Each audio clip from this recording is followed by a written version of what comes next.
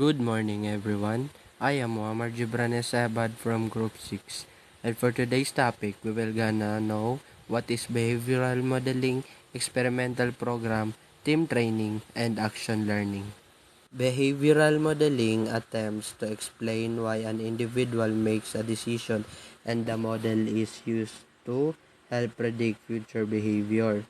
Companies use behavioral modeling to target offers and advertising to customers. Banks also use behavioral modeling to create deeper risk profile of customer groups. An example of the behavioral modeling is classical conditioning. Classical conditioning is a form of learning that links two different stimuli as the result of association. A well-known example of classical conditioning is Ivan Pavlov's experiment, involving the study of dogs that salivated upon hearing a buzzer. And also, behavioral modeling typically involve 5 steps, which is modeling, retention, rehearsal, feedback, and transfer of training. And the second one is experiential programs. Experiential programs is a powerful way to connect students to curricular content as well as their local and global communities through projects and experience that carry their work beyond the classroom.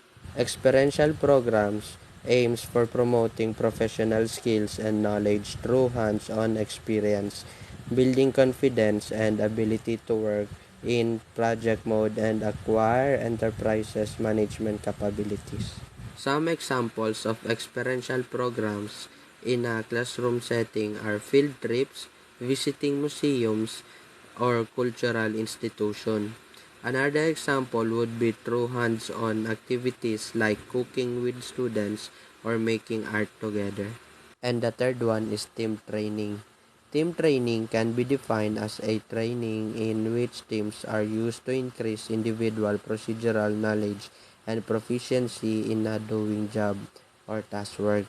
Individual procedural knowledge and proficiency in functioning as part of a team or teamwork, and overall team performance.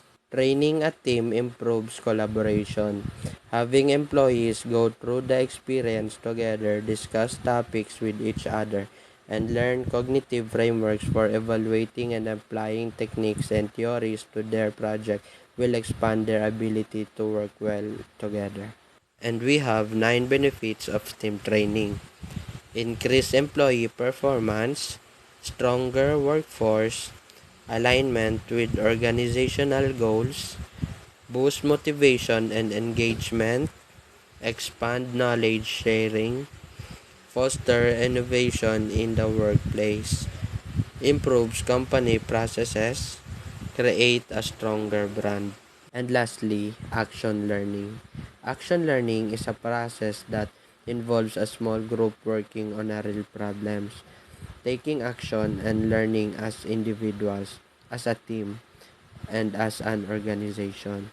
It helps organizations develop creative, flexible, and successful strategies to pressing problems. Action learning is the process of finding creative solutions to workplace challenges while reflecting on results.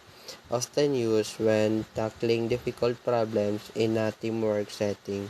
Action learning also involves coaches who help facilitate the learning process while encouraging team members to reflect on each solution. And also, business simulation are example of the action learning.